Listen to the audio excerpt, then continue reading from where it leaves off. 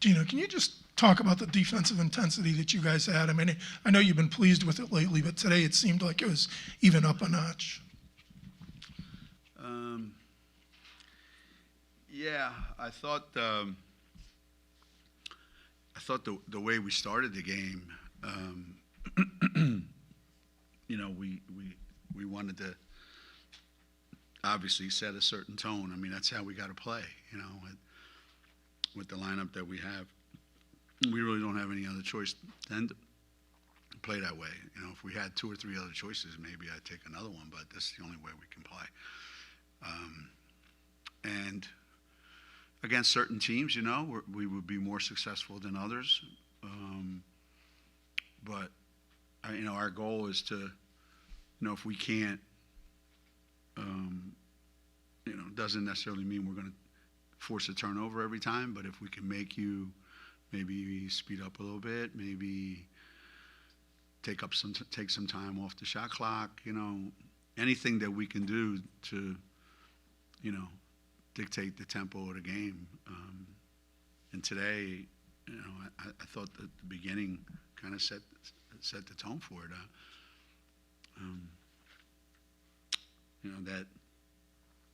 That's a big part of our offense, because it starts when we touch the ball in the defensive end.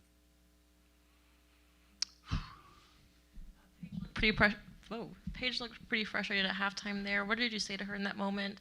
And what is it about her that she's able to still impact the game like she did, even when her shots aren't falling? Yeah, I don't know what she shot today. I mean, 5 for 12. Yeah. Yeah. I think the thing about good players is they know how to impact the game when they're not necessarily shooting the ball great or whatever the case may be. So a lot of players, the only way they know how to impact the game is when the ball's going in the basket. And Paige, she knows how to play defense. She knows where to go to get a rebound. So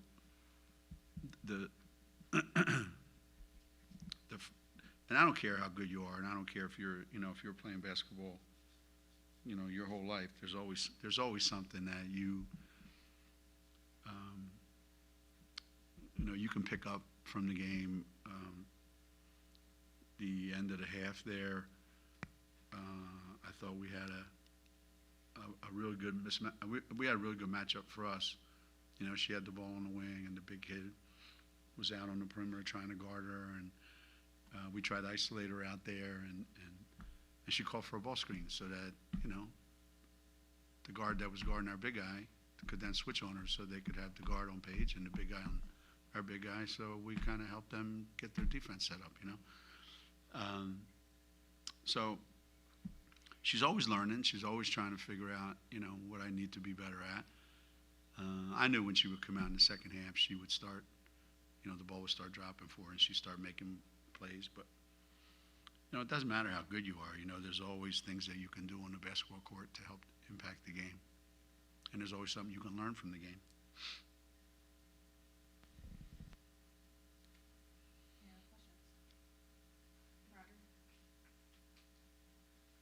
Geno, is there something you're talking to the kids about at halftime? Because again, your third quarter was pretty impressive. 15 for 20 from the field. Again, more energy. The third quarter thing seems like a really good thing for you right now. I don't know. It varies. Our halftime talks vary. Sometimes they're very short and sweet, to the point. Sometimes they're very technical. Sometimes they're more intangible things. I thought that second quarter, that we stopped. We stopped playing basketball. We scored so easily in the first quarter that I think we maybe felt like this is how it's just going to flow. And maybe we need to be reminded every once in a while that, teams come and they come to play us, and nothing's to be taken for granted. And just thought we got better movement on offense in the third quarter. We got better ball movement. We got more transition baskets. So I just thought everything that we did was more intentional, sharper, more focused. The thing we have to worry about too is, how much of this pressure can you really put on for 40 minutes? Given what we're dealing with here. So I also can see it too, where there's going to be times when we're just trying to conserve energy sometimes, I think, on the offensive end, because we are spending a lot of it on the defensive end. But I think we've come up with a good way to conserve energy. I think anytime we feel like we need a breather, we just smack somebody or grab them or, punch them, grab their shirt, trip them, anything to get a breather and let them shoot a free throw. They're smarter than I give them credit for sometimes. 8 steals for KK tonight, 4 for Ashlynne. Just how have those two adjusted specifically to the defensive side of things at this level? For KK, it's been just a continuation of her high school career. That's kind of who she was as a high school player.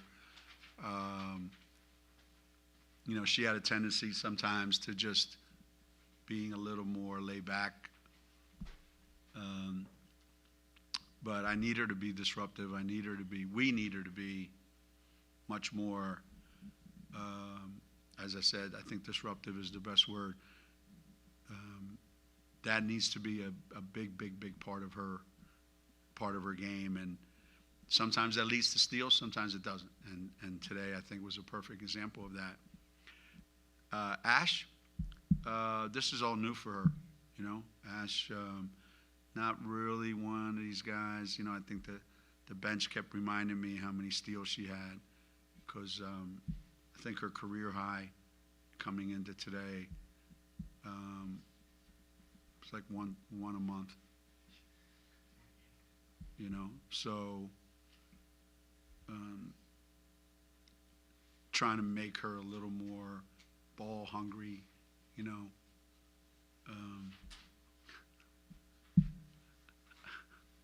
I asked her today, a lot of times she plays like she's a defensive back in football. How like they're chasing a receiver down and the ball comes right over the defensive back's head and the guy catches it anyway. And you go, must be a reason. They all do it, so it must be a reason. She does that. She does that a lot. She'll be over here. Her guy will be over there.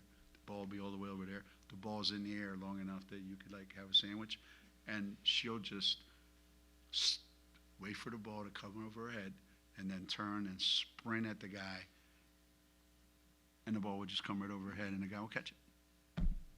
So we did a little drill today where it's like I throwing a frisbee, the playground with, your pet or something. I would go, here, and I would throw it up in the air and she would go chase it and get it, just to get her in the habit of, this is what it feels like to steal the ball. So they kept reminding me today, Ash got a steal. All right, I saw it. I didn't realize she had 4 of them, though. Now she'll think she's Walt Frazier. Me, you, and Carl, the only ones who know.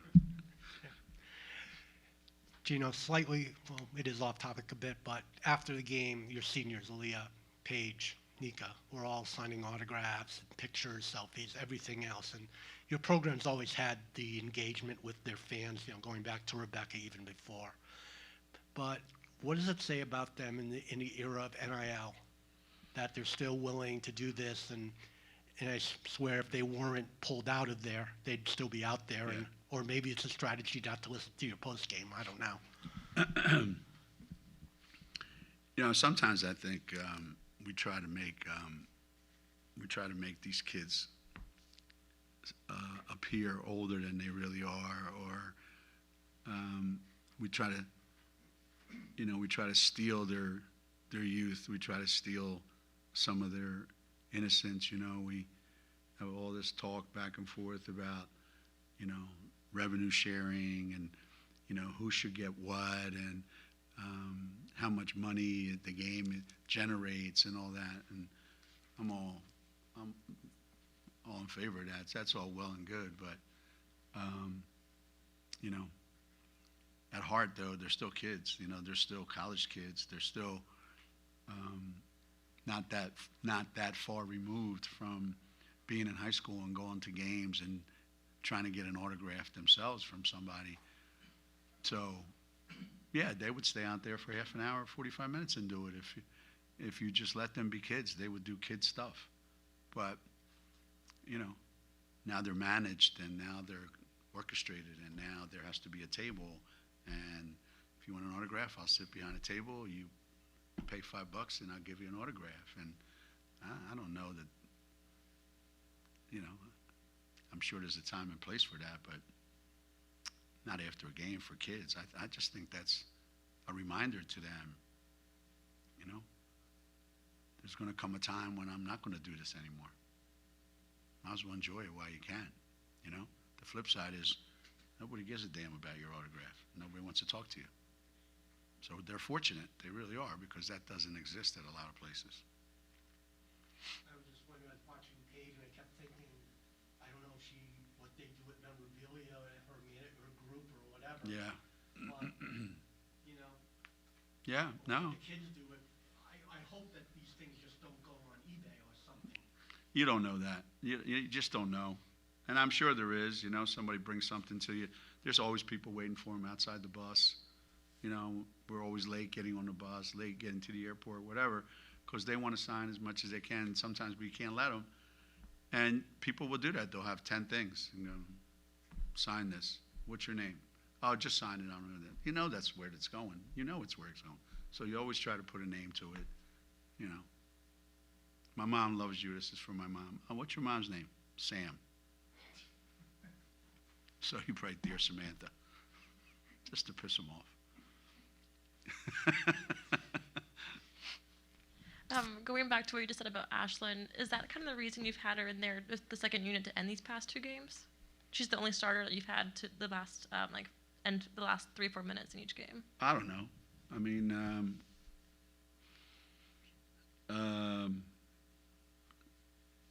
I don't have many choices, do I? So somebody's got to be the fifth guy out there, and it just happens to be the one. I also, want to make sure that we don't overestimate how much she can do, and leave her out there too long. If you notice during that one stretch, all her shots were short.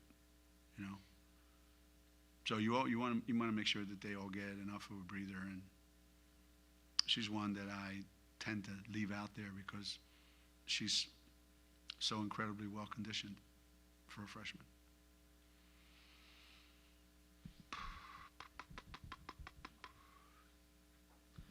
What was it like seeing Kylie on the other bench today and having her back in the Big East?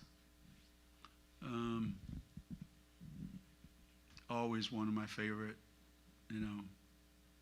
just an incredible human being, just always a light in her eye, always a smile on her face, and was like that as a player, was like that, in high school, and still is like that, and incredibly engaged in our program, and had a tremendous career here and tremendous success here, and she enjoys what she's doing. She really loves it, and I think the future for her, I think she wants a future in this game, and I'm thrilled for her. I really am. She's a great person.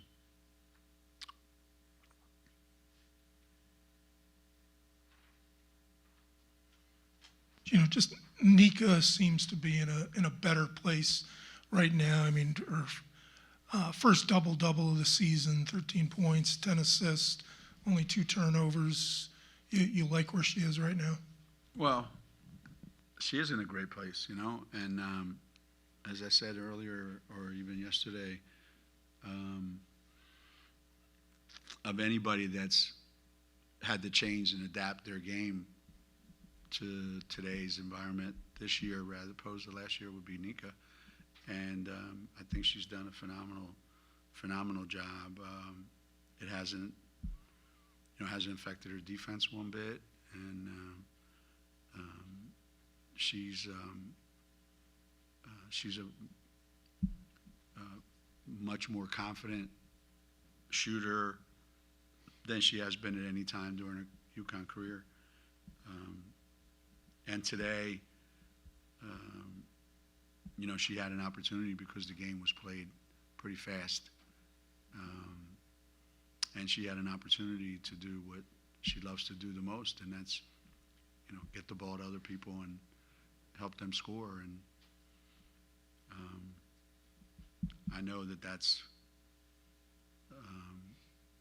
a big part of why we can play the way we play, is because, we've got 3 pretty good ball handlers out there and pretty good passers that know what to do with the ball. And I think she's the perfect example of that.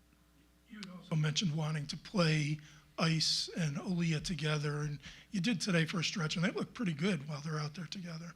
They did. They had a lot of opportunities. They didn't take advantage of all of them. But, yeah, we have to play that way. I mean, there's going to be all kinds of different combinations out there because that's what we've got to do. We've got to be ready for no matter what, because you never know, the foul situation, and